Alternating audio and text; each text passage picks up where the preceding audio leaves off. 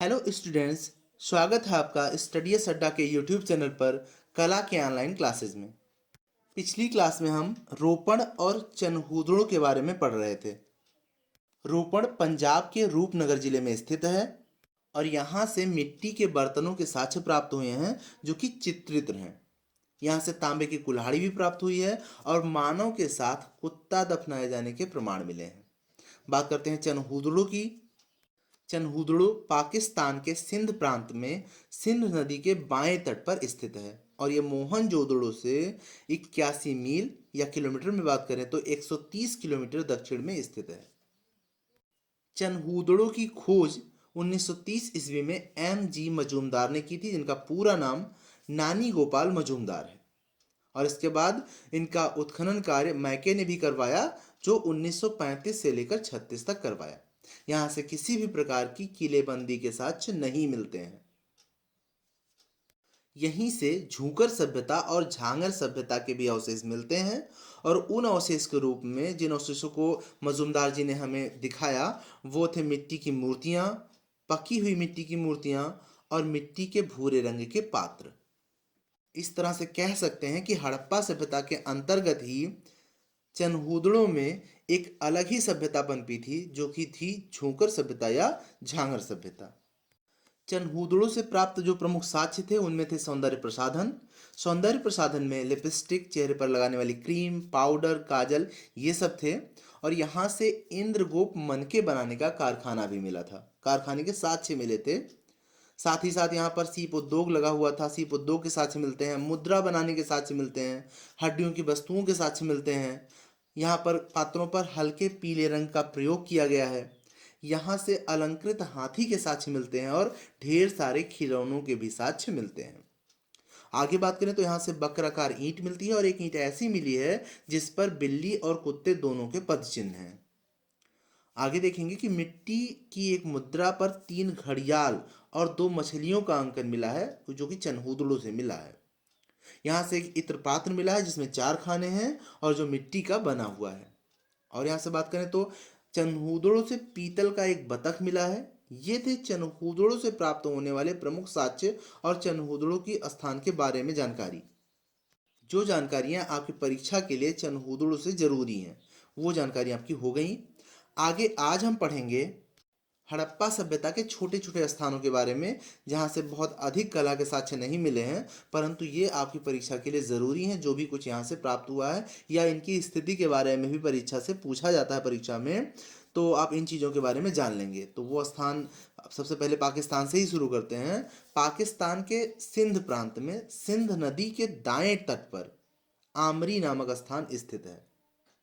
सबसे पहले आमरी की स्थिति जान लेंगे, समझ लेंगे। आमरी कहाँ स्थित है? राज्य पूछा जाए तो सिंध प्रांत में। पहले देश की बात करें तो पाकिस्तान में स्थित है। पाकिस्तान के सिंध प्रांत में स्थित है। किस नदी के किनारे स्थित है? तो सिंध नदी के किनारे स्थित है। किस नदी के किस तट पर स्थित है? तो सिंध नदी के दाएं तट पर स्थित है। आमरी हो गया, मोहनजोदड़ो हो गया, चनहूदड़ो हो गया, ये सब सिंध नदी के किनारे ही स्थित हैं। तो आमरी की बात करें, आमरी पाकिस्तान के सिंध प्रांत में सिंध नदी के दाएं तट पर स्थित है। आगे देखेंगे यहाँ से क्या ऐसा साक्ष्य प्राप्त हुआ है जो हमारे लिए उपयोगी है। तो यहाँ से 12 सिंघा के चित्र के साक्ष्य प्राप्त हुए हैं। आमरी हमारे लिए क्यों जरूरी है या क्यों इंपॉर्टेंट है हमारी परीक्षा के लिए? तो आमरी से 12 सिंघा के साक्ष्य प्राप्त हुए हैं। आगे देखेंगे कोट दीजी के बारे में। कोट दीजी भी हड़प्पा सभ्यता का या सैंधो सभ्यता का एक नगर था। अब इसको हम छोटा क्यों कह रहे हैं? क्योंकि यहाँ से हमारी कला के कम साक्ष्य प्राप्त हुए हैं, तो इसलिए हम इन स्थानों को हल्के में पढ़ेंगे, थोड़े थोड़े करके पढ़ेंगे, जो जो हमारे एग्जाम के लिए ज़रूरी हैं। तो कोट दीजी की बात करें, सबसे पहले स्थिति देख लेंगे। स्थिति कहाँ पर है? कोट दीजी भी पाकिस्तान के सिंध प्रांत में सिंध नदी के ही किनारे स्थित है। अब कौन कौन से शहर हो गए जो सिंध प्रांत में है, सिंध नदी के किनारे हैं? वो हो गया मोहनजोदड़ो, चनहूदड़ो, आमरी और कोट दीजी। ये सारे के सारे सिंध नदी के किनारे स्थित हैं। बस तटों को आपको ध्यान रखना होगा कि आमरी जो है वो पाकिस्तान देश के सिंध प्रांत में सिंध नदी के दाएं तट पर स्थित है। कोट दीजी पाकिस्तान के सिंध प्रांत में सिंध नदी के बाएं तट पर स्थित है। केवल तटों का अंतर है। और 4 ऐसे स्थल हैं जो कि सिंध नदी के किनारे स्थित है: मोहनजोदड़ो, चनहूदड़ो, आमरी और कोटदीजी। कोटदीजी किस देश में स्थित है? तो पाकिस्तान में। किस प्रांत में स्थित है? किस राज्य में स्थित है? तो सिंध प्रांत में स्थित है। किस नदी के किनारे स्थित है? तो सिंध नदी के किनारे स्थित है। सिंध नदी के किस तट पर स्थित है? तो बाएं तट पर स्थित है। यहाँ से जो प्राप्त हुए हैं साक्ष्य जो जो हमारी कला के लिए उपयोगी हैं, तो यहाँ से भारी मात्रा में तांबे के बाणाग्र प्राप्त हुए हैं। बाणाग्र क्या होते हैं? जो तीर धनुष होता है, तीर के आगे वाला भाग जो नुकीला भाग होता है उसे हम बाणाग्र कहते हैं। तो यहाँ से भारी मात्रा में तांबे के बाणाग्र प्राप्त हुए हैं। और क्या चीज यहाँ से प्राप्त हुई है? यहाँ से एक मिट्टी के बर्तन। अब मिट्टी का बर्तन क्या होता है? मृदभांड। मृदभांड अर्थात मिट्टी का बर्तन। तो यहाँ से एक मृदभांड पर दलीय पुष्प, दलीय पुष्प मीन्स गुच्छों वाले जो फूल होते हैं, दलीय पुष्प की आकृति अंकित मिली है। यहाँ से एक मिट्टी का बर्तन मिला है, मृदभांड मिला है। जो मृदभांड, एक चित्र बना हुआ है जिस मृदभांड पर, मिट्टी के बर्तन पर, और वो कैसा है? दलीय पुष्प का चित्र है। दलीय पुष्प का अंकन है उस मिट्टी के बर्तन पर। अब कोटदीजी स्थिति के बारे में पूछा जाए तो कोटदीजी पाकिस्तान के सिंध प्रांत में सिंध नदी के बाएं तट पर स्थित है। और यहाँ से भारी मात्रा में तांबे के बाणाग्र प्राप्त हुए हैं। और क्या चीज यहाँ के लिए इंपॉर्टेंट है? यहाँ से एक मिट्टी का बर्तन मिला है जिस पर दलीय पुष्प की आकृति अंकित है। आगे देखेंगे बालाकोट के बारे में। बालाकोट कहाँ स्थित है? बालाकोट पाकिस्तान के बलूचिस्तान प्रांत में स्थित है। अब आपसे प्रश्न पूछा जा सकता है कि बालाकोट कहाँ स्थित है, तो आप बताएंगे बालाकोट पाकिस्तान में स्थित है। प्रांत पूछा जाए तो बालाकोट बलूचिस्तान में स्थित है। अब ध्यान देंगे कि पाकिस्तान के बलूचिस्तान में बालाकोट स्थित है। ये प्रसिद्ध क्यों है या हमारे लिए उपयोगी क्यों है? क्योंकि यहाँ से सीप उद्योग के साक्ष्य प्राप्त होते हैं। सीप उद्योग के साक्ष्य प्राप्त होते हैं। सीप उद्योग के साक्ष्य और कई जगह से प्राप्त होते हैं, जैसे चनहूदड़ो से भी प्राप्त होते हैं। तो अगर चनहूदड़ो ऑप्शन में नहीं है तो दूसरा ऑप्शन क्या होगा? बालाकोट। एक बार फिर से इन चीज़ों को देख लेंगे, क्योंकि छोटे छोटे हैं तो जल्दी भूलते हैं। तो इन चीज़ों को फिर से देख लेंगे कि आमरी, आमरी कहाँ स्थित है? पाकिस्तान के सिंध प्रांत में सिंध नदी के दाएं तट पर। और यहाँ से बारासिंघा के चित्र के साक्ष्य मिलते हैं। अगला कोटदीजी की बात करें तो कोटदीजी पाकिस्तान के सिंध प्रांत में सिंध नदी के बाएं तट पर स्थित है। आमरी दाएं तट पर है और कोटदीजी बाएं तट पर स्थित है। आगे देखेंगे यहाँ से प्राप्त क्या हुआ है, कौन से साक्ष्य प्राप्त हुए हैं जो हमारे लिए परीक्षा के लिए उपयोगी हैं। तो वो है कि यहाँ से भारी मात्रा में, बहुत अधिक मात्रा में तांबे के बाणाग्र प्राप्त हुए हैं। और क्या चीज प्राप्त हुई है? यहाँ से एक मिट्टी का बर्तन मिला है जिस पर दलीय पुष्प की आकृति अंकित है। आगे अगला स्थान है बालाकोट। बालाकोट पाकिस्तान के बलूचिस्तान प्रांत में स्थित है और यहाँ से सीप उद्योग के साक्ष्य प्राप्त होते हैं। आगे हम देखेंगे हड़प्पा सभ्यता के सीमावर्ती स्थलों को या सीमावर्ती नगरों को, या इस तरह से कह सकते हैं कि उन स्थलों के बारे में पढ़ेंगे जो चारों दिशाओं में अंत में स्थित हैं। हड़प्पा सभ्यता के नगर, उनके बारे में अब हम पढ़ेंगे। तो सबसे पहले पढ़ेंगे आलमगीरपुर के बारे में। आलमगीरपुर कहाँ स्थित है, यहाँ से क्या प्राप्त हुआ है, इसकी खोज किसने की, इसकी खोज कब हुई, इन सब चीज़ों के बारे में हम पढ़ेंगे। आलमगीर उत्तर प्रदेश के मेरठ जिले में यमुना की सहायक हिंडन नदी के बाएं तट पर स्थित है। आज की क्लास में हम लगभग सैंधव सभ्यता के सभी नगरों को कवर कर लेंगे। यदि कोई नगर छूटता है तो आप कमेंट जरूर करेंगे, हम उन नगर के बारे में आपको जरूर बताएंगे। तो आते हैं सबसे पहले आलमगीरपुर देखते हैं। आलमगीरपुर कहाँ स्थित है? प्रश्न बनता है कि आलमगीरपुर कहाँ स्थित है। यदि प्रदेश पूछा गया हो, ऑप्शन में प्रदेश के नाम दिए हों तो उत्तर प्रदेश में स्थित है। यदि जिले का नाम दिए हो तो मेरठ जिले में स्थित है। यदि नदी का नाम दिया हो तो हिंडन नदी के किनारे स्थित है। हिंडन नदी का तट पूछा गया हो तो हिंडन नदी के बाएं तट पर स्थित है। अब ये सारे प्रश्न आपसे बन सकते हैं और सारे प्रश्न पूछे भी जा सकते हैं, तो इसको ध्यान रखेंगे कि आलमगीरपुर मेरठ जिले में उत्तर प्रदेश में स्थित है। यमुना की सहायक नदी है एक हिंडन नदी, इसके बाएं तट पर स्थित है। यदि आपका प्रश्न इस प्रकार से बने कि उत्तर प्रदेश भी दिया हो और मेरठ भी दिया हो, मान लिया पूछा जाए कि आलमगीरपुर, इस तरह से कई प्रश्न पूछे जा सकते हैं, हर जगह के बारे में पूछा जा सकता है। तो आप ध्यान देंगे कि अगर आपसे पूछा जाए कि आलमगीरपुर कहाँ स्थित है, अब वहाँ पर उत्तर प्रदेश नाम भी दिया हो और मेरठ नाम भी दिया हो, तब आप दोनों में से क्या चूज करेंगे? तो किसी भी स्थान के बारे में यदि पूछा जाता है, किसी भी चीज़ के बारे में यदि पूछा जाता है कि वो कहाँ स्थित है, उस समय यदि दो स्थल ऐसे दिए हुए हैं जिनके अंदर दूसरा है, जैसे एक छोटा स्थल है दूसरा बड़ा स्थल है और दोनों ही सही हैं, तो आप छोटे स्थल को चूज करेंगे। जैसे यहाँ पर उत्तर प्रदेश के अंदर ही मेरठ है और मेरठ के अंदर आलमगीरपुर है, तो छोटा स्थान कौन सा है? मेरठ। आलमगीरपुर को पूछा जा रहा है तो उस लिहाज से उत्तर प्रदेश और मेरठ में छोटा स्थान कौन सा है? मेरठ।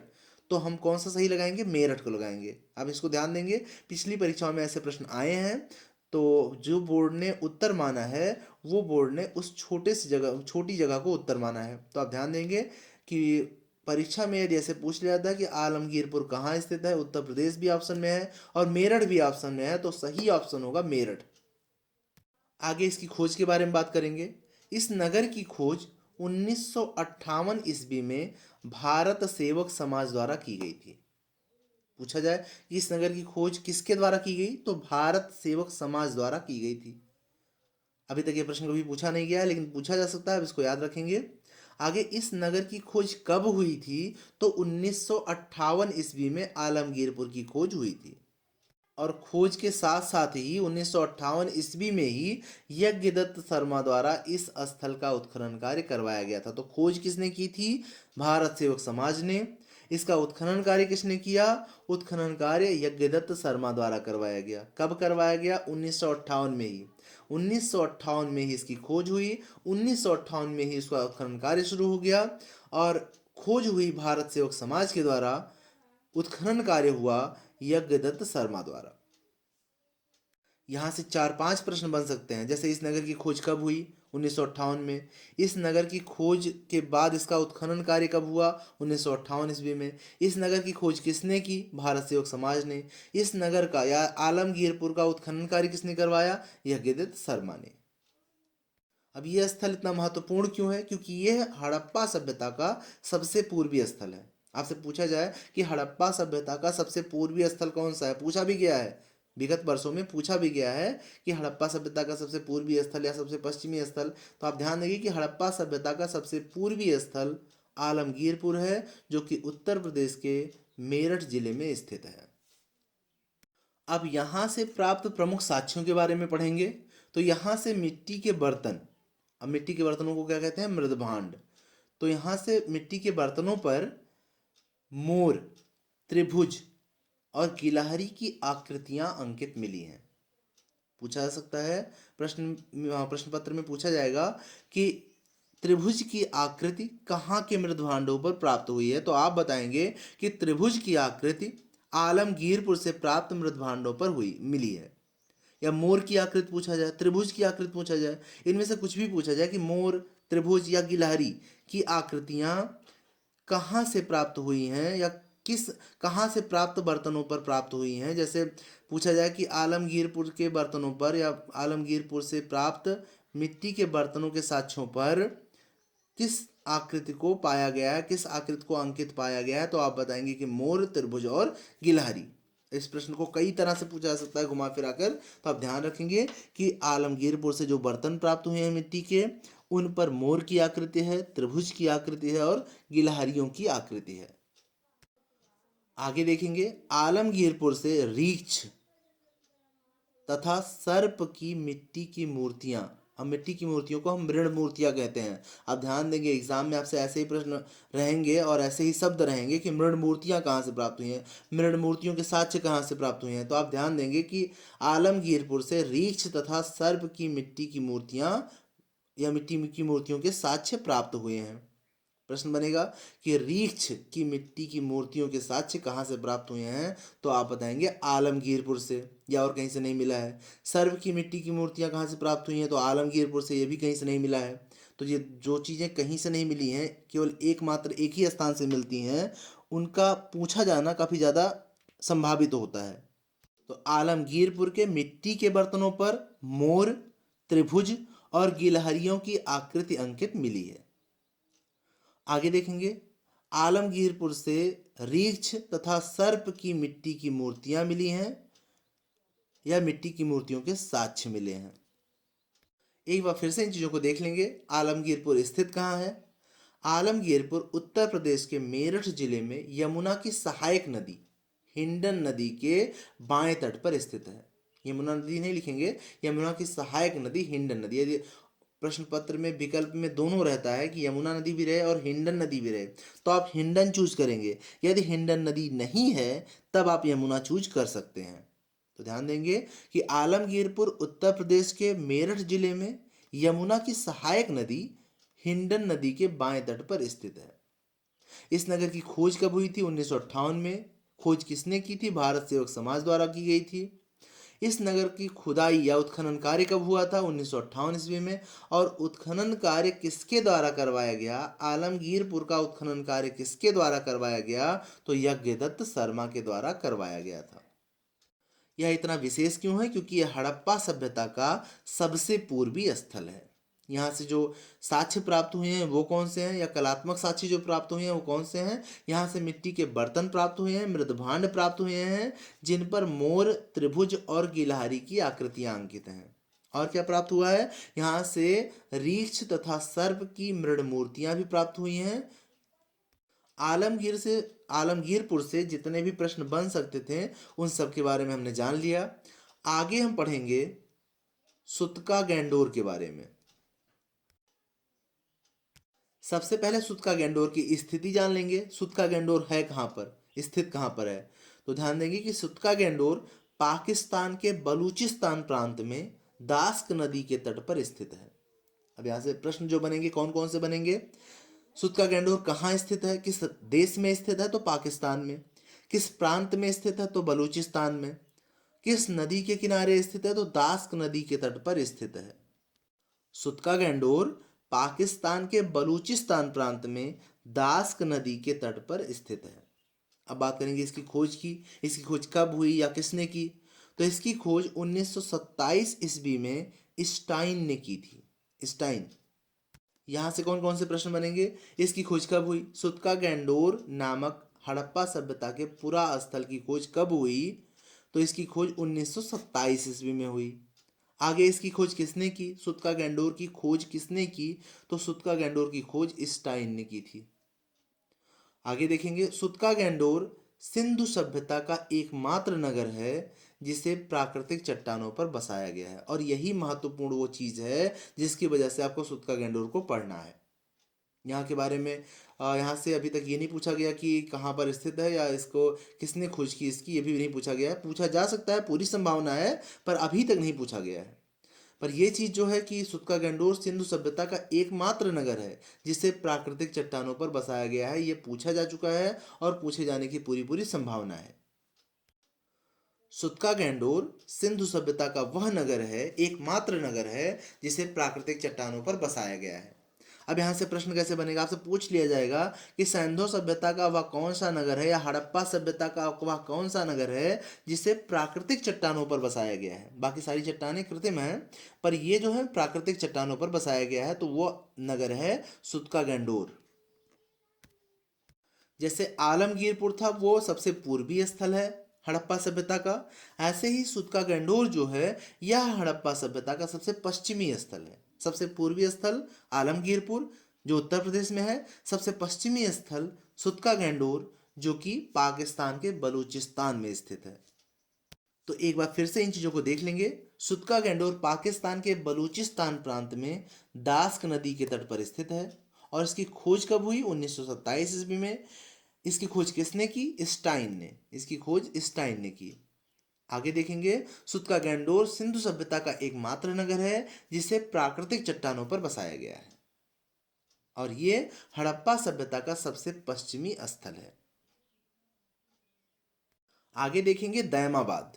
दैमाबाद कहाँ स्थित है और ये क्यों प्रसिद्ध है, इसका आपके परीक्षा में क्या उपयोगिता है वो पढ़ेंगे। तो दैमाबाद जो है वो महाराष्ट्र में है। भारत में देश पूछा जाए तो भारत, राज्य पूछा जाए तो महाराष्ट्र, जिला पूछा जाए तो अहमदनगर। दैमाबाद महाराष्ट्र के अहमदनगर जिले में गोदावरी की सहायक प्रवरा नदी गोदावरी नदी की एक सहायक नदी है, उसका क्या नाम है? प्रवरा नदी। प्रवरा नदी के तट पर स्थित है। अब स्थिति के बारे में कई प्रश्न बन सकते हैं, आइए उनको देख लेते हैं कि दैमाबाद किस देश में स्थित है। तो दैमाबाद भारत में स्थित है। भारत में स्थित है। आगे पूछा जाए किस राज्य में स्थित है, तो राज्य कौन सा होगा? महाराष्ट्र। महाराष्ट्र के किस जिले में स्थित है? तो अहमदनगर जिले में स्थित है।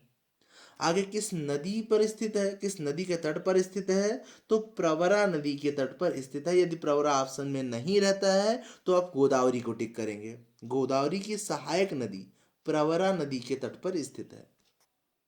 आलमगीरपुर सबसे पूर्वी स्थल, सुतका गैंडोर सबसे पश्चिमी स्थल और दैमाबाद सबसे दक्षिणी स्थल है। उत्तरी स्थल मांडा और सबसे दक्षिणी स्थल कौन सा है? सबसे दक्षिणी स्थल है दैमाबाद। मांडा से कोई कलात्मक ऐसे साक्ष्य नहीं मिले हैं जो परीक्षा में आपके लिए उपयोगी हों, तो उनको हम छोड़ते हैं। बाकी सबसे उत्तरी स्थल की बात होगी तो मांडा है, और सबसे दक्षिणी स्थल कौन सा है? दैमाबाद। तो दैमाबाद के बारे में पढ़ रहे हैं। दैमाबाद यह सिंधु सभ्यता का सबसे दक्षिणी स्थल है। यहाँ से प्राप्त कलात्मक साक्ष्यों के बारे में पढ़ेंगे। यहाँ से प्राप्त प्रमुख कलात्मक साक्ष्यों को पढ़ेंगे जो आपकी परीक्षा के लिए उपयोगी हैं। तो यहाँ से कांसे का बना एक रथ मिला है। दैमाबाद से कांसे का बना हुआ एक रथ मिला है। इसे दो बैलों की जोड़ी खींच रही है। एक जोड़ी दो बैलों की खींच रही है इसे, अर्थात इसमें बैल जुटे हुए हैं और एक कांसे का रथ है जो जिसमें दो बैल जुड़े हुए हैं। और और इसकी क्या विशेषता है? तथा एक नग्न मानव आकृति इसका संचालन कर रही है। इस रथ होता है, रथ को चलाने के लिए कोई सारथी होता है, कोई रथ चलाने वाला होता है। तो इस रथ को जो चला रहा है वो एक नग्न मानव है। नग्न मानव आकृति है जो इसका संचालन कर रही है। मानव जैसी आकृति है जो इसका संचालन कर रही है। यहाँ से जो सबसे प्रमुख चीज है, जो सबसे ज्यादा महत्वपूर्ण है आपके लिए, आपकी परीक्षा के लिए, वो क्या है कि यहाँ से कांसे का एक रथ प्राप्त हुआ है। परीक्षा में पूछा भी गया है कि कांसे का रथ कहाँ से प्राप्त हुआ है। हड़प्पा सभ्यता में कांसे का रथ कहाँ से प्राप्त हुआ है? तो कांसे का रथ कहाँ से प्राप्त हुआ है? दैमाबाद से। और इसे दो बैलों की जोड़ी खींच रही है। ऐसे भी पूछा जा सकता है, यहाँ से भी घुमा कर प्रश्न पूछे जा सकते हैं कि जो कांसे का रथ प्राप्त हुआ है उसमें कितने बैल जुटे हुए हैं? तो दो बैल जुटे हुए हैं। दो बैलों की एक जोड़ी, मतलब एक जोड़ी बैल, अर्थात दो बैल। और इसका संचालन कौन कर रहा है? तो इसका संचालन एक नग्न मानव कर रहा है। एक कांसे का रथ जिसे दो बैलों की जोड़ी खींच रही है और एक नग्न मानव आकृत संचालन कर रही है। ये यहाँ से प्राप्त हुआ है। कहाँ से? दैमाबाद से। दैमाबाद क्या है? हड़प्पा सभ्यता का एक नगर है जो सबसे दक्षिणी नगर है। आगे देखेंगे कांसे की बनी हुई एक सांड। कांसे की बनी हुई कई मूर्तियां यहाँ से प्राप्त हुई हैं। कौन कौन सी चीज की मूर्ति प्राप्त हुई है? सांड की मूर्ति प्राप्त हुई है, गैंडा की मूर्ति प्राप्त हुई है और हाथी की मूर्ति प्राप्त हुई है। दैमाबाद से कांसे की बनी हुई मूर्तियां प्राप्त हुई हैं। और उनमें से कौन कौन सी चीज, कौन कौन से जानवरों की मूर्तियां हैं? तो सांड की है, गैंडा की है और हाथी की मूर्तियां यहाँ से प्राप्त हुई हैं। एक बार फिर से इन चीजों को देख लेंगे। दैमाबाद सिंधु सभ्यता का सबसे दक्षिणी स्थल है। यह सबसे दक्षिणी नगर है।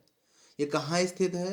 तो यह महाराष्ट्र राज्य में स्थित है, भारत देश में स्थित है, अहमदनगर जिले में स्थित है। और नदी तट की बात की जाए तो यह प्रवरा नदी के तट पर स्थित है। यदि प्रवरा ऑप्शन में नहीं होता है तो आप गोदावरी को टिक करेंगे। आगे यहाँ से जो मिली हुई चीजें हैं या साक्ष्य हैं वो कौन कौन से हैं? तो यहाँ से एक कांसे का रथ मिला है जिसे दो बैलों की जोड़ी खींच रही है और एक नग्न मानव आकृति इसका संचालन कर रही है।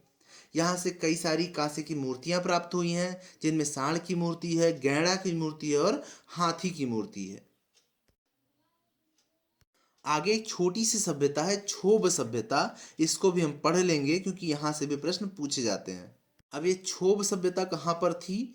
यह सभ्यता उत्तरी बलूचिस्तान में क्षोभ नदी के घाटी में विकसित हुई थी। इसीलिए इसे क्षोभ सभ्यता कहा जाता है क्योंकि ये क्षोभ नदी की घाटी में विकसित हुई थी। क्षोभ सभ्यता के बारे में जानेंगे कि क्षोभ सभ्यता उत्तरी बलूचिस्तान में क्षोभ नदी घाटी में विकसित हुई थी। और यहाँ से प्राप्त कला के जो प्रमुख साक्ष्य हैं वो निम्नलिखित हैं। अब आप यहाँ से जो यहाँ की स्थिति के बारे में हमने जान लिया कि यह स्थिति कहाँ है। क्षोभ सभ्यता की स्थिति उत्तरी बलूचिस्तान में है, क्षोभ नदी के किनारे है। जैसा कि नाम से ही स्पष्ट है, क्षोभ सभ्यता क्षोभ नदी के किनारे, सिंधु सभ्यता सिंधु नदी के किनारे। तो यह उत्तरी बलूचिस्तान में स्थित है। और यहाँ से जो प्रमुख साक्ष्य प्राप्त हुए हैं उनको हम देख लेते हैं। तो मिट्टी की मूर्तियाँ, क्षोभ सभ्यता से मिट्टी की मूर्तियां प्राप्त हुई हैं, जिनमें पशुओं की मूर्तियां, स्त्रियों की मूर्तियां, कुबड़दार सांडों की मूर्तियां, ये सब यहाँ से प्राप्त हुए हैं। यदि पूछा जाए कि कुबड़दार सांड की मूर्ति कहाँ से प्राप्त हुई है, तो ये क्षोभ सभ्यता से प्राप्त हुई है। या क्षोभ सभ्यता से क्या प्राप्त हुआ है, कैसी मूर्तियां प्राप्त हुई हैं, किस चीज़ से बनी हुई मूर्तियां प्राप्त हुई हैं, तो आप बताएंगे कि यहाँ से मिट्टी की मूर्तियां प्राप्त हुई हैं, जिनमें पशुओं की मूर्तियां हैं, बहुत सारे पशुओं की मूर्तियां हैं। और पशुओं की मूर्ति में एक मूर्ति कुबड़दार सांड की मूर्ति है। और यहाँ से स्त्रियों की भी मूर्तियां प्राप्त हुई हैं। यहाँ से सर्वाधिक स्त्रियों की मूर्तियां ही प्राप्त हुई हैं। अन्य चीजों में देखेंगे कि यहाँ से एक सिर रहित, अर्थात जिसका सिर ना हो, सिर रहित सांड की मूर्ति प्राप्त हुई है, जिसकी लंबाई 8 इंच है। 8 इंच में से छोटा सा, जो छोटी वाली स्केल होती है उससे थोड़ा सा बड़ा। तो एक यहाँ से एक सिर रहित सांड की मूर्ति प्राप्त हुई है, जिसकी लंबाई कितनी है, 8 इंच। अब यहाँ से प्रश्न कैसे बना है, यहाँ से प्रश्न पूछा गया है कि क्षोभ सभ्यता से प्राप्त सिर रहित सांड की मूर्ति की लंबाई कितनी है, तो बताएंगे कि 8 इंच है। और ये कहाँ से प्राप्त हुआ है, क्षोभ सभ्यता के किस स्थान से प्राप्त हुआ है, तो आप बताएंगे पेरियानो घुंडई से प्राप्त हुआ है। क्या केवल घुंडई, आप ध्यान रखेंगे कि ये कहाँ से प्राप्त हुआ है, घुंडई से प्राप्त हुआ है। क्षोभ सभ्यता के घुंडई नामक स्थान से एक सिर रहित सांड की मूर्ति प्राप्त हुई है, जिसकी लंबाई 8 इंच है। यहाँ से कई सारी मिट्टी की मूर्तियां प्राप्त हुई हैं, जो कि हाथ रहित हैं, अर्थात जिसमें हाथ नहीं बनाया गया है। मिट्टी की बहुत सारी मूर्तियां यहाँ से प्राप्त हुई हैं जो हाथ रहित है। वैसे पूछा जा सकता है कि हाथ रहित मिट्टी की मूर्तियां किस सभ्यता से प्राप्त हुई हैं, तो आप बताएंगे कि क्षोभ सभ्यता से। या किस स्थान से प्राप्त हुई है, तो घुंडई से, पेरियानो घुंडई से प्राप्त हुई हैं। हाथ रहित मूर्तियों की बात जब होगी, हाथ रहित मिट्टी की मूर्तियों की बात, तो वो कहाँ से प्राप्त हुई हैं, क्षोभ सभ्यता से प्राप्त हुई हैं। आगे देखेंगे, यहाँ से जो मृदभांड प्राप्त हुए हैं वो लाल रंग के हैं। यहाँ से लाल रंग के मृदभांड प्राप्त हुए हैं। और इसीलिए, क्योंकि यहाँ से लाल रंग के मृदभांड काफ़ी ज़्यादा संख्या में प्राप्त हुए हैं, बहुत अधिक संख्या में प्राप्त हुए हैं, इसीलिए इस संस्कृति को या इस सभ्यता को लाल रंग के मृदभांडों की संस्कृति भी कहा जाता है, लाल रंग के मृदभांडों की सभ्यता भी कहा जाता है। पेरियानो घुंडई, जो कि क्षोभ सभ्यता का एक नगर है, एक स्थान है, वहां से घोड़े का अगला हिस्सा भी प्राप्त हुआ है। घोड़े के अगले हिस्से की मूर्ति कहें या यूं कहें कि घोड़े के अगले हिस्से के साक्ष्य यहाँ से प्राप्त हुए हैं। आपसे पूछा जा सकता है कि क्षोभ सभ्यता के किस स्थान से घोड़े का अगला हिस्सा प्राप्त हुआ है, तो आप बताएंगे कि पेरियानो घुंडई से प्राप्त हुआ है। एक बार फिर से इन चीजों को देख लेंगे। क्षोभ सभ्यता कहाँ पर विकसित हुई, तो क्षोभ सभ्यता क्षोभ नदी घाटी में विकसित हुई, जो कि उत्तरी बलूचिस्तान में है।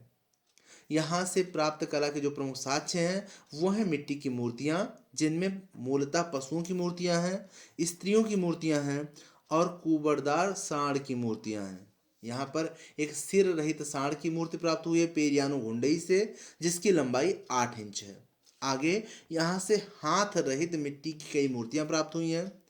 और क्या प्राप्त हुआ है, यहाँ से लाल रंग के ढेर सारे मृदभांड प्राप्त हुए हैं, और इन्हीं की वजह से इसको लाल रंग के मृदभांडों की सभ्यता भी कहा जाता है। आगे यहाँ का एक स्थान पेरियानो घुंडई है, जहाँ से घोड़े का अगला हिस्सा के साक्ष्य प्राप्त हुए हैं।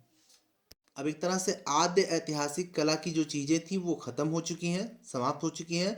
जहाँ जहाँ से प्रश्न आपसे पूछे जा सकते हैं, उन चीज़ों को मैंने कई जगह से इकट्ठा करके आपको बता दिया है।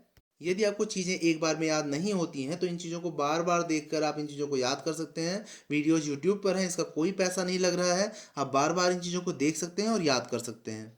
चीज़ें पढ़ने में उतने अच्छे से याद नहीं होती हैं, जितने अच्छे से उन चीज़ों को सुनने पर याद होता है। तो आप इनको एयरफोन लगा लें, वीडियो चला लें और कान में सुनते रहें, चीज़ें आपको याद हो जाएंगी।